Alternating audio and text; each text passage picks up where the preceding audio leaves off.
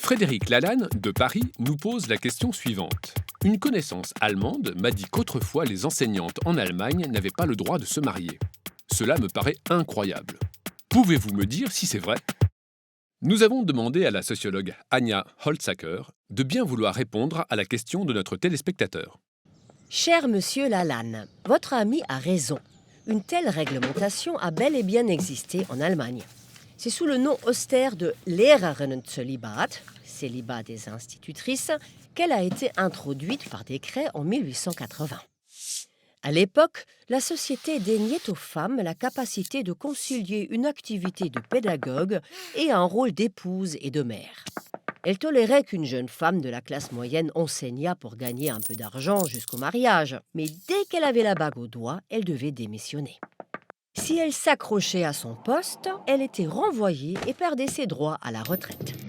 Se vouer à l'enseignement, rester célibataire toute une vie, de nombreuses institutrices de l'époque y voyaient aussi un acte d'émancipation.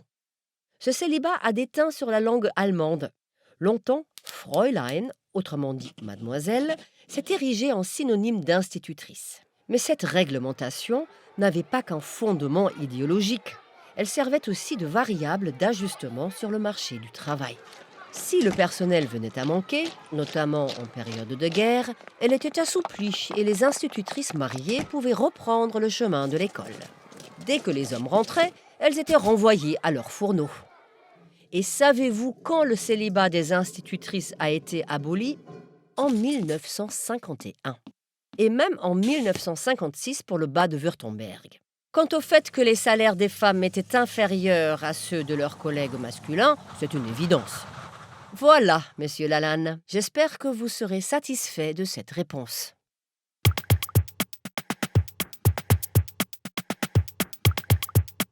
Notre charmant traducteur berlinois, Heinrich Schmidhenkel, est de retour. Ce soir, il se penche sur un fruit très à la mode en ce moment, l'avocat. En français, un seul et même mot désigne aussi bien ce fruit vert à la peau rugueuse importé du Chili, d'Israël ou des îles Canaries, un avocat, que la personne qui plaide votre cause devant un tribunal. C'est également un avocat. Les deux s'écrivent de la même façon. En allemand, le fruit c'est die Avocado. Avocat, avocado, c'est assez semblable. L'avocat en robe noire, c'est der Rechtsanwalt. Dans un allemand un peu vieillot, on l'appelait aussi Advokat. Avocat, advocat, le même mot. Mais comment le Rechtsanwalt, qui doit lutter dur, et ce fruit crémeux peuvent-ils avoir le même nom? Je peux vous le dire tout de suite, cette similitude est due à un pur hasard. Ils n'ont rien à voir l'un avec l'autre. Le mot avocat pour Rechtsanwalt est d'origine latine, advocatus, celui qu'on appelle. Et ce mot est aussi à l'origine des mots italiens, avvocato ou espagnol, abogado. Et le fruit? L'arbre qui le produit étant d'origine sud-américaine, allons chercher l'histoire du mot européen en Espagne. Là, le fruit s'appelle aguacate, et cela n'a rien à voir avec agua, eau. Mais dans une langue aztèque du Mexique, le nahuatl, l'arbre et son fruit s'appellent aguacatl.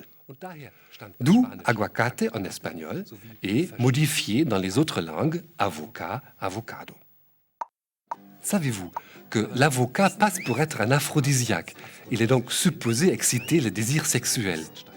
Chose tout à fait imaginable quand on pense à cette chair voluptueusement moelleuse. Prenez deux avocats, peut-être pas trop grands, mettez-les l'un à côté de l'autre, plus bas, encore plus bas. Et oui, dans la langue aztèque, aguacatl signifie testicule.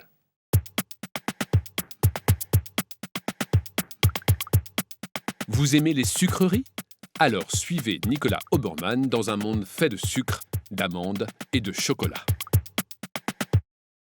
Je vais maintenant prononcer 7 lettres qui vont vous mettre l'eau à la bouche.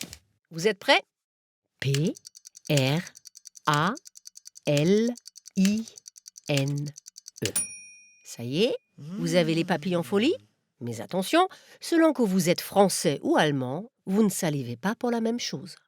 Les Allemands pensent à ça, tandis que les Français pensent à ça.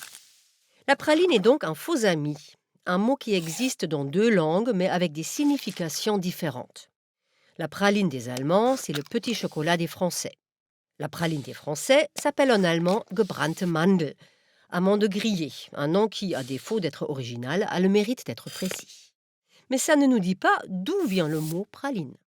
Eh bien, il viendrait de César de Choiseul, comte du Plessis-Praslin, maréchal de France, qui en 1649 est envoyé amadouer les Bordelais qui se révoltent contre la royauté.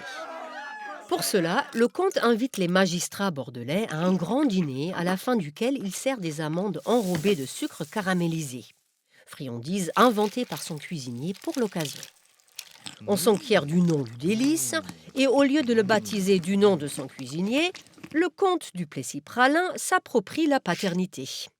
La praline est née. Plus tard, le cuisinier retournera dans sa ville natale de Montargis et fera fortune en vendant des pralines dans sa confiserie au maréchal duc de Praslin. Vous noterez qu'il a gardé le nom du comte, qui était sûrement plus vendeur que le sien. Au fil du temps, la praline perd son S. Parfois, l'amande est remplacée par une noisette ou une cacahuète. Dans la région lyonnaise, on l'enrobe de sucre rouge et un nouveau mot fait son apparition, pralin. Il désigne des pralines concassées utilisées en pâtisserie. Mais ne nous égarons pas, tout ça ne nous dit pas comment le mot praline est arrivé en Allemagne. Voici l'histoire que les Allemands se plaisent à raconter. En 1663, un grand rassemblement réunit les princes allemands et leur empereur à Ratisbonne. Et qui est l'émissaire français envoyé par Louis XIV ? Le comte de Choiseul-Plessis-Praslin. Pour l'occasion, le comte a un cuisinier allemand. Et ce maladroit fait tomber une amande caramélisée dans du chocolat fondu. Voilà, la praline des Allemands est née. Seul bémol de l'histoire, à l'époque, le chocolat n'est pas encore inventé. Bref, l'explication ne tient pas debout. En vérité, la praline des Allemands vient de Belgique. En 1857, un certain Jean Neuhaus ouvre à Bruxelles une pharmacie-confiserie où il vend de la réglisse contre les maux d'estomac, des bonbons contre la toux, etc. Puis, il a l'idée d'enrober des médicaments de chocolat pour faire passer leur goût un peu amer. Ça marche du feu de Dieu. Puis, en 1912, son petit-fils, qui s'appelle Jean Neuhaus aussi, se dit que des pilules dans du chocolat, c'est bon, mais le chocolat tout seul, c'est bien meilleur. Jean Junior enlève le préfixe pharmacie à l'entreprise familiale, remplit des petits moules en chocolat de crème, recouvre la chose d'une minuscule tablette de chocolat et appelle la petite merveille, vous l'avez deviné, praline. On connaît la suite. Sa création conquiert le monde et les Allemands adoptent le mot praline sans faire d'histoire, tandis que les Français, probablement vexés de ne pas être à l'origine d'un tel délice, disent petit chocolat ou tout simplement chocolat. Et voici la devinette. Le plan qui va suivre dure 30 secondes. Où a-t-il été tourné ? En France ou en Allemagne ? Et où se cache l'indice ? Parce qu'il y en a un. Regardez bien.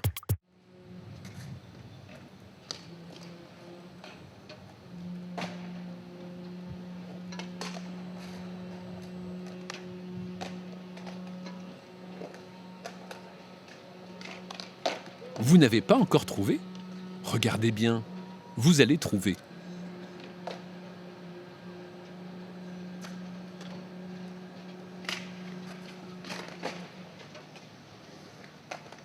Vous avez la réponse et l'indice ? Allez vite sur le site internet de l'émission www.arte.tv/carambolage. 10 gagnants seront tirés au sort et recevront une petite récompense. Et voici maintenant la réponse à la devinette de la semaine dernière. Vous deviez repérer cette bouée de sauvetage blanche et rouge, ici à droite. Une bouée de sauvetage typiquement berlinoise. Les bouées de sauvetage parisiennes sont oranges avec des bandes blanches. Nous étions donc en Allemagne.